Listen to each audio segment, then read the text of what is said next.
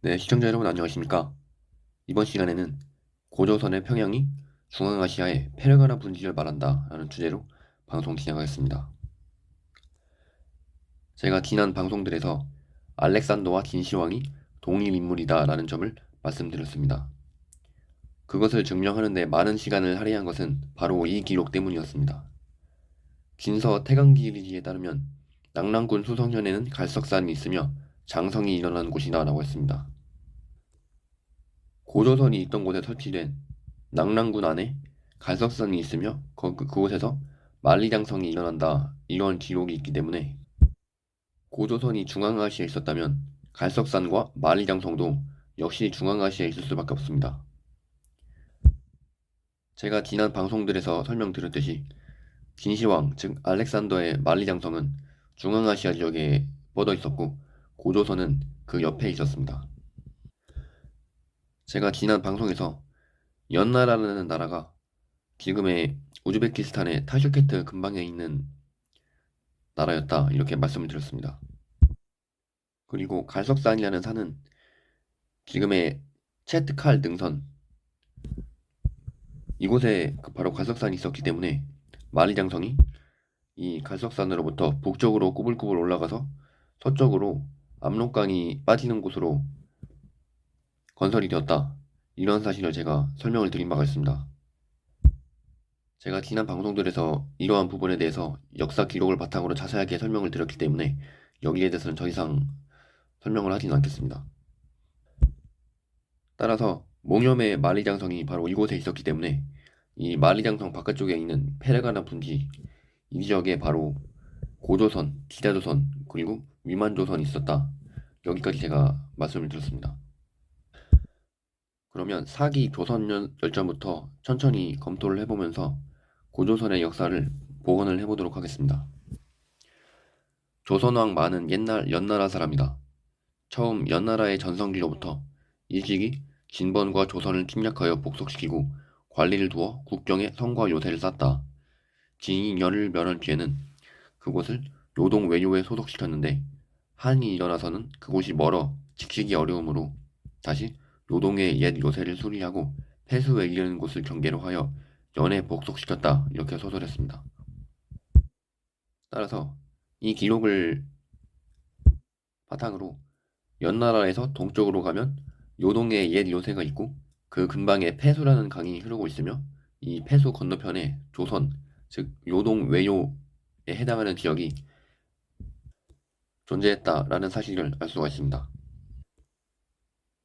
연나라의 전성기 때 연나라의 장수였던 진계가 동호를 공격을 해서 서쪽으로 2000리에 달하는 땅을 빼앗았으나 나중에 시간이 지남에 따라서 이 북방 오랑캐 세력이 점점 강성해짐에 따라서 이 요동의 옛 요새와 폐수를 경계로 해서 이 고조선 그리고 북방 민족과 경계를 맞닿게 되었다. 이러한 내용을 서술한 것입니다. 제가 폐수가 왜 이렇게 흐르는 강인지는 나중에 이 방송 후반부에 자세히 말씀드리도록 하겠습니다. 또 사기 조선열전을 이어서 보면 연왕 노관이 한을 배반하고 흉노로 들어가자 위만도 망명하였다. 무리 1000여인을 모아 북상투에 오랑캐에 복장을 하고서 동쪽으로 도망하여 요동의 요새를 나와 폐소를 건너 진의 옛 공지인 상하장에 살았다. 점차 진번과 조선의 많이 및 옛 연 제의 망명자들을 복속시켜 거느리고 왕이 되었으며 왕엄의 도읍을 정하였다라고 했습니다. 이 기록에 나온 위만의 어떤 조선으로의 망명 루트를 복원을 해보면 처음에 이 지역에 있었던 연나라에서 어떤 정치적인 어떤 갈등이 일어나서 내분이 일어나서 연왕 노가는 이 북쪽의 흉노로 망명하고 위만은 이 동쪽으로 가서 만리장성 즉 이 진시황이 쌓았던 요동의 옛 요새와 폐수를 건너서 이 페르가나 분지 즉 진의 옛 공진인 상하장으로 도피를 했다는 내용입니다. 진의 옛 공진인 상하장이 현재의 페르가나 분지를 가리키는 이유는 이 페르가나 분지 가운데에 동서로 시르다리아 강이 흐르고 있습니다. 이 시르다리아 강이 기준이 되어서 그 위쪽을 상장으로 놓고 아래쪽을 하장으로 놓으면 이 상하장이라는 표현이 상당히 합리적으로 이해가 될 수 있다. 이렇게 제가 지금까지의 방송들에서 거듭 말씀드렸습니다. 그래서 위만이 요동의 옛 요새와 폐소를 건너서 이 페르가나 분지로 들어와서 코칸트, 즉 이 요사 질리지에서 나왔던 이 고구려의 평양성이자 기자조선의 평양성, 그리고 이 요나라에서는 호란주라고 불렀던 이 코칸트, 즉 이 고조선의 평양성 왕검성에 이 위만이 도읍을 하게 되었다. 이러한 사실이 기록이 되어 있는 것입니다. 그런데 위만이 이 페르가나 분지, 즉 이 조선 땅에 이 도읍을 세우고 나라를 세우기 앞서서 이 지역에 존재했던 기자조선에 대한 기록이 바로 삼국지 위서동의전 한 편에 나와 있습니다. 이 기록을 보게 되면 조선 후 준이 참런대의 왕이라 일컫다가 연나라에서 망명한 위만의 공격을 받아 나라를 빼앗겼다 이렇게 되어 있습니다. 이 삼국지에서는 위략의 기록을 인용을 해서 옛 기자의 후예인 조선 후는 주나라가 쇠약해지자 연나라가 스스로 높여 왕이라 칭하고 동쪽으로 침략하려는 것을 보고 조선 후도 역시 스스로 왕호를 칭하고 군사를 일으켜 연나라를 역습하여 주 왕실을 받들려 하였는데 그의 예가 간함으로 중지하였다. 그리하여 예를 서쪽에 파견하여 연나라를 설득하게 하니 연나라도 전쟁을 멈추고 조선을 침공하지 않았다라고 했습니다. 즉, 이 주나라 왕실이 그 권위를 잃고 춘추 전국 시대가 되자 연나라가 이 북쪽과 동쪽, 즉 오랑캐들의 영역으로 이 세력을 넓히려 했었는데 이 기자조선을 세운 기자가 이 주나라 무왕에 의해서 이 제후로 봉해진 것이 바로 이 페르가나 분지, 즉 고조선 지역이었기 때문에 이 기자조선의 어떤 왕이었던 이 기시의 세력들이 연나라에 대항을 해서 이 주나라 왕실을 받들려고 하였으나 이 대부 예가 간해서 중지를 했다. 이런 내용이 이 기록이 되어 있는 것입니다. 또 삼국지 기록을 이어서 보게 되면 그 뒤에 자손이 점점 교만하고 포악해지자 연은 장군 징계를 파견하여 조선의 서쪽 지방을 침공하고 2000여 리의 땅을 마침내 빼앗아 만번 안에 이르는 지역을 경계로 삼았다. 마침내 조선의 세력은 약화되었다. 진나라가 천하를 통일한 뒤 몽염을 시켜서 장성을 쌓게 하여 요동에까지 이르렀다. 이때 조선왕 비가 왕이 되었는데 진나라의 습격을 두려워한 나머지 정략상 진나라에 복속은 하였으나 조회에는 나가지 않았다.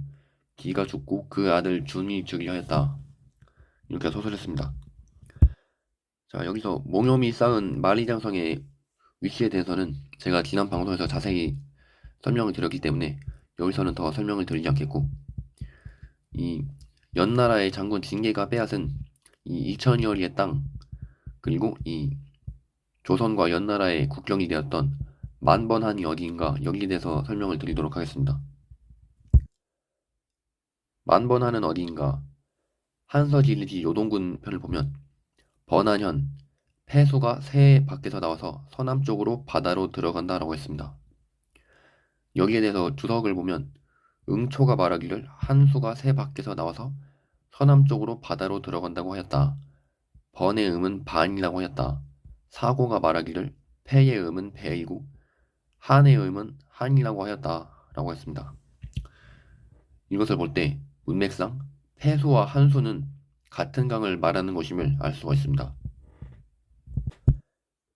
여기서 말하는 폐수, 즉 이 새 밖에서 나와서 서남쪽으로 바다로 들어가는 폐수라는 강은 바로 이 강을 말하는 것입니다. 이 폐수를 한수라고도 불렀고 이 한자를 다르게 써서 이 조개 폐자가 들어간 이 폐수로 부르기도 한 것입니다. 여기서 말한 이 폐수와 동일한 강인 한수는 백제의 한수와 동일한 강입니다. 삼국사기 온조왕조의 이 한수에 대한 기록이 나오는데 지난 7번째 백제의 위계성의 위치에 대한 방송에서 백제의 위계성, 즉 하북 위계성이 지금의 우즈베키스탄 올마리크에 있었다 이렇게 설명을 드린 바가 있습니다. 만번하는 지금의 우즈베키스탄 올마리크 근방에 여러 개의 강으로 둘러싸인 곳을 말합니다. 제가 위계성에 관한 방송에서 이 삼국사기의 기록을 토대로 위계성이 북쪽으로는 한소를 띠처럼 들고 있고 동쪽으로는 큰 산으로 막혀 있으며 서쪽은 큰 바다로 막혀 있고 남쪽으로는 비옥한 평야를 바라보고 있다. 그래서 지금의 우즈베키스탄의 올마리크 이 도시가 바로 이 온조왕이 처음 도읍을 한 하북 위계성이었다. 이렇게 설명을 드린 바가 있습니다. 그래서 아까 전에 한서 지리지의 기록에서 폐수와 동일한 강이라고 했던 한수가 바로 백제 온조왕이 위계성을 세웠던 그 북쪽에 위치한 한수와 같은 강임을 알 수가 있습니다. 따라서 이 기라조선과 연나라의 국경지대가 되었던 폐수라는 강은 바로 이 산맥에서 나와서 서남쪽으로 흘러서 바다로 흘러가는 이 강이 바로 폐수라는 사실을 알 수가 있습니다. 따라서 이 페르가나 분지에 있었던 기자조선이 이 폐수라는 강을 경계로 한 이 만번한이라는 지역을 이제 연나라와의 국경지대로 삼았다. 이러한 사실이 삼국지 위서 동전에 기록이 되어 있는 것입니다. 따라서 아까 전에 삼국지 기록에서 연나라가 전성기 때 이 진계라는 장소를 발견해서 2000리의 땅을 빼앗아서 조선이 마침내 약화되었다. 이러한 기록은 원래 고조선과 여기에 동호 그리고 북쪽의 흉노 이러한 국가들은 모두 스키타이족으로서 서로 느슨한 정치적인 연합체를 구축하고 있었습니다. 따라서 이 만리장성 바깥쪽에 있는 이 북방민족들과 이 중국, 즉 지금의 이 중동 지역에서 이제 진출한 이 중원 세력이 바로 이렇게 세력을 형성을 하고 있었는데 연나라가 이 장순이 진계를 파견해서 이 북쪽에 만리장성 북쪽에 이 동호회에서 이천리의 땅을 빼앗았기 때문에 이 조선의 연합 세력이었던 이 북방민족이 약화됨에 따라서 조선도 마침내 약화되었다. 이러한 사실이 삼국지에 기록이 되어 있는 것입니다. 따라서 이 연나라와 이 기라조선이 이 여기 있는 폐소를 경계로 해서 이 만번한 지금의 우즈베키스탄 올말리크 근방에 있는 만번한이라는 지역에 바로 이 국경을 맞닿게 되었다. 이렇게 우리가 역사를 복원을 해볼 수 있습니다. 네, 그럼 이 대목에서 요수와 폐수가 어떠한 차이를 가지고 있는가 여기에 대해서도 한번 설명을 드리고 갈 필요가 있습니다. 제가 지금까지 방송에서 요수가 시르다리아 강이라고 줄기차게 말씀을 드렸습니다. 한서지리지 현도군 편을 보면 고구려현 요산에서 요수가 나오는데 서남쪽으로 요동군 요대현에 이르러 바다로 들어간다라고 했습니다. 따라서 이 서남쪽이라는 공통된 기록이 나오는데 요수와 폐소는 모두 서남쪽으로 바다로 들어가는 강이라는 것을 기록을 통해서 알 수가 있습니다. 하지만 그 발원지가 다른데 요수는 요산에서 나오지만 폐소라는 강은 새 밖에서 나와서 서남쪽으로 흘러서 바다로 들어가는 강이라는 것을 알 수가 있습니다. 요수가 발원하는 요산이라는 강은 바로 요산이라는 산은 바로 이 지역에 있는 산입니다. 이 남쪽에 있는 톡톡을 호수라는 큰 호수가 있는데 이 톡톡을 호수로부터 서남쪽으로 흘러서 이 요동군 요대현에 이르러 바다로 들어간다는 기록이 바로 이 지역을 말하고 있는 것이기 때문에 이 시르다리아 강을 요수로 놓고 이 요수의 동쪽 즉 요동 지역에 연나라와 고조선이 있었다. 이러한 기록이 이 고대 역사 기록에 나와 있는 것이고 또 폐수라는 강은 새 밖에서 나와서 즉 만리장성 밖에서 나와서 서남쪽으로 흘러 바다로 흘러 들어간다. 이런 기록이 바로 이 새 밖에 이 체트칼 능선에서 나와서 서남쪽으로 흘러서 이 바다로 똑같이 들어간다. 이러한 기록이 한서 진리에 나타나 있다. 이렇게 설명을 드릴 수가 있겠습니다. 따라서 이 지역에 현도군 고구려현이 있었기 때문에 이 키르기스스탄의 촐폰, 즉 졸본에서 건국한 고구려가 점차 세력을 확대하는 과정에서 이 한나라의 현도군 고구려현을 자주 침략을 해서 현도군이 점차 이 세력이 약화되게 된다. 이러한 역사를 한번 설명을 드릴 수가 있겠습니다. 또 삼국지 기록을 이어서 보자면 그 뒤 20년이나 지나 중국에서 진승, 항우가 거병하여 천하가 어리러지자 연, 제, 조의 백성들이 괴로움을 견디다 못해 차츰차츰 준에게 망명함으로 주는 이들을 서부 지역에 거주하게 하였다. 한나라 때에 이르러 노관으로 연왕을 삼으니 조선과 연은 패소를 경계로 하게 되었다. 노관이 한을 배반하고 흉노로 도망간 뒤 연나라 사람 위만도 망명하여 오랑캐의 복장을 하고 동쪽으로 패소를 건너 준에게 항복하였다. 네, 아까 전에 말씀드린 패소의 올말리크 이 지역 근방에 있었던 만번한 강물로 둘러싸였기 때문에 상당히 이 지리적 요충지인 만번한 이 지역에 바로 이 기자조선의 준왕이 이 중국에서 온 망명객들을 수용을 해서 이 지역에 있었던 연나라와 기타 이 중국의 세력들을 막는 어떤 방패막이로서 이들을 사용하려고 하였다. 이러한 사실을 우리가 유출해 볼 수가 있는데, 이러한 상황에서 이 연나라에서 이 정치적 내분이 일어나서 노관이 흉노로 망명을 하게 되고 위만이 이 기자조선으로 망명을 하게 되는데, 이 패수와 세, 즉 만리장성을 넘어서 지금의 페르가나 분지, 즉 기자조선이 있던 곳으로 이 위만이 망명을 하게 됩니다. 또 기록을 이어서 보면 위만이 서쪽 변방에 거주하도록 해주면 중국의 망명자를 거두어 조선의 번병이 되겠다고 준을 설득하였다. 준은 그를 믿고 사랑하여 박사에 임명하고 규를 하사하며 백리의 땅을 봉해주어 서쪽 변경을 지키게 하였다. 네, 여기에서 말한 백리의 땅은 위만의 근거지가 되었던 요동군 험독촌을 말하는 겁니다. 이 요동군 험독촌이라는 땅은 나중에 고구려의 서안평이 되는 곳입니다.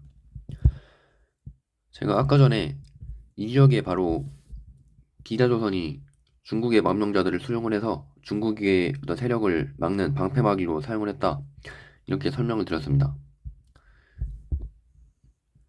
이 지역이 바로 이 위만이 봉해진 백리의 땅인데 이 기자조선의 준왕이 위만을 이 지역에 봉을 해서 서북쪽 백리의 땅, 이 동서남북 40km가 되는 이 지역을 위만에게 주어서 이 중국의 세력을 막는 이 방패막이가 되는 이 지역의 사람들을 다스릴 수 있는 권한을 주었다.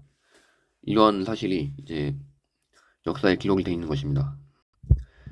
이 지역이 바로 한서진리기에서 위만조선이 처음에 도읍을 셌다고 알려진 요동군 험독천이고 나중에 이 지역이 백제의 위계성이 세워지는 곳이며 또 고구려의 서안평, 한나라와의 전쟁이 있었던 고구려의 서안평이 바로 이곳입니다.